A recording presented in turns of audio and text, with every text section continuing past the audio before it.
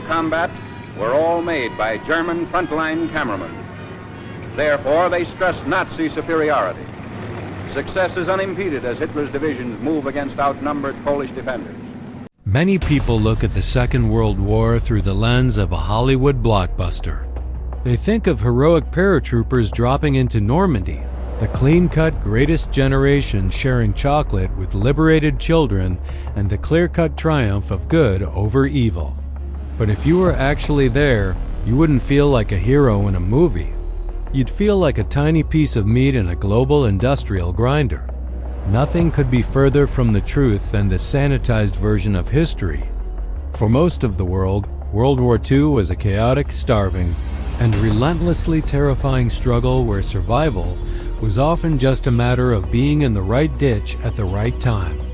Let's find out now why it was unlikely you would stay whole or sane, and why the good war was actually the most wicked time to be alive. Welcome to World War Wickedness. Let us just suppose you suddenly arrived in 1942, a massive time slip has dropped you right into the middle of occupied Europe or the North African desert. The first thing you do realize is that information, the thing we take for granted today, was a weapon used to kill you. You wouldn't have a clue what was actually happening. While we have 24-hour news cycles, the people of 1942 lived in a hall of mirrors. Governments on both sides used black propaganda, fake radio stations that sounded like they were coming from your own side, only to feed you lies about your family being dead or your army surrendering. If you were a soldier, communication was even worse. You were reliant on commo wire, physical copper lines run through the mud. When the artillery started, those lines were shredded, leaving you totally isolated in a foxhole while the world blew up around you. And don't forget the enigma to German code that was so complex that even if you intercepted a message, you'd have no idea it was an order to sink your ship. Communication wasn't about connecting people. It was about deceiving them until they were dead. Now, suppose you had survived the confusion, but you were a woman in the 1940s. You'd quickly learn that the home front was its own kind of hell. While the men were at the front, millions of women were drafted into shadow factories. If you were a munitionette in Britain or the US, you spent 10 hours a day handling TNT. The chemicals would react with your skin, turning it a bright, sickly yellow and your hair a dull ginger. They called them canary girls, but there was nothing cheerful about it. The fumes caused liver failure and collapsed lungs, but it got darker. In the Soviet Union, women weren't just in factories. They were on the front lines. Imagine being a night witch, flying a wood and canvas biplane that was basically a glorified kite, with no parachute and no radio, gliding in total silence over Nazi camps to drop bombs. If you were caught, there was no chivalry. For millions of women in occupied territories, the arrival of a liberating army was often just as terrifying as the occupiers, as sexual violence was used as a systematic weapon of war by almost every side. The picket fence life was a fantasy. The reality was yellow skin, grease-stained hands, and the constant threat of being disappeared.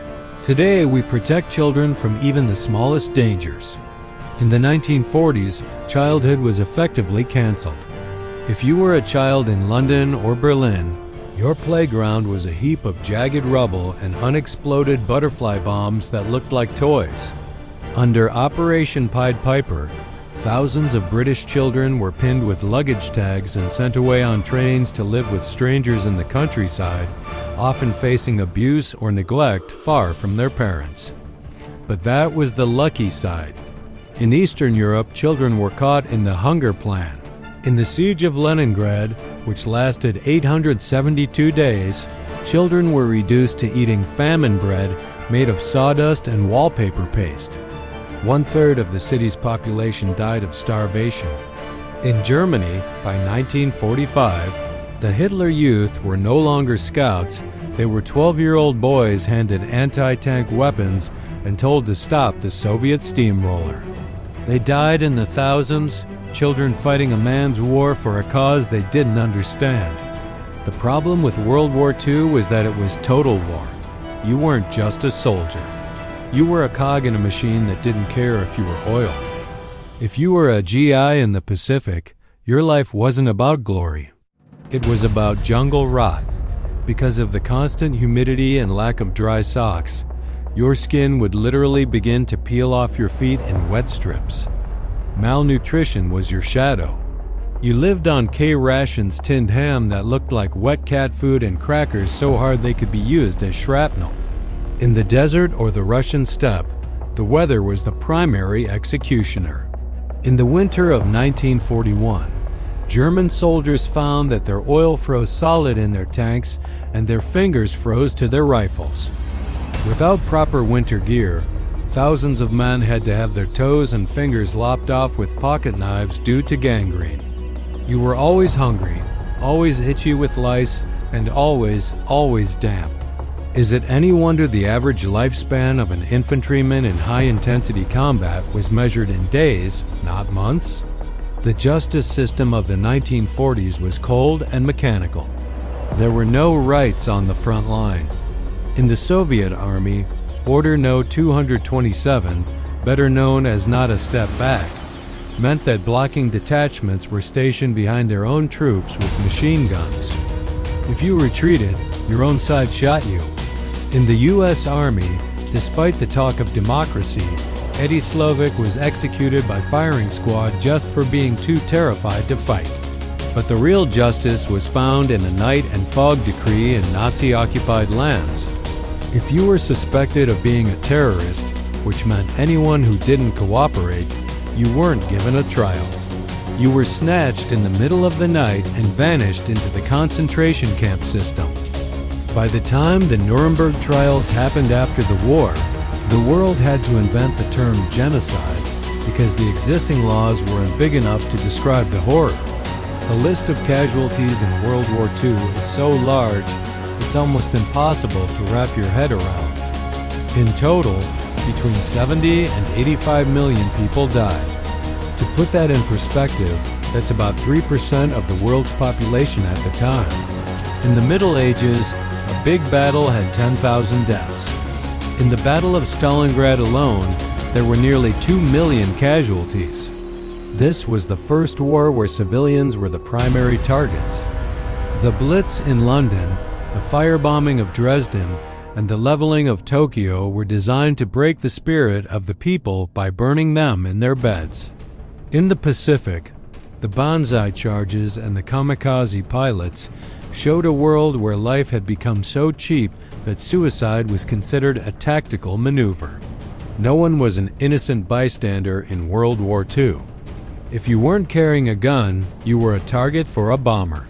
We've talked about lead in the Middle Ages and gas in the Great War. In World War II, the poison changed. While gas wasn't used on the battlefields of Europe, it was used in the gas chambers of the Holocaust, a level of industrial poisoning. That turned the very air into a weapon against millions. But for the soldier and the scientist, the new poison was the atom. In the labs of Los Alamos, scientists were working with plutonium and uranium elements that didn't just kill you. They unraveled your DNA. When the Little Boy and Fat Man bombs were dropped on Japan, the poison became a shadow. People who survived the blast died weeks later because their white blood cells had vanished.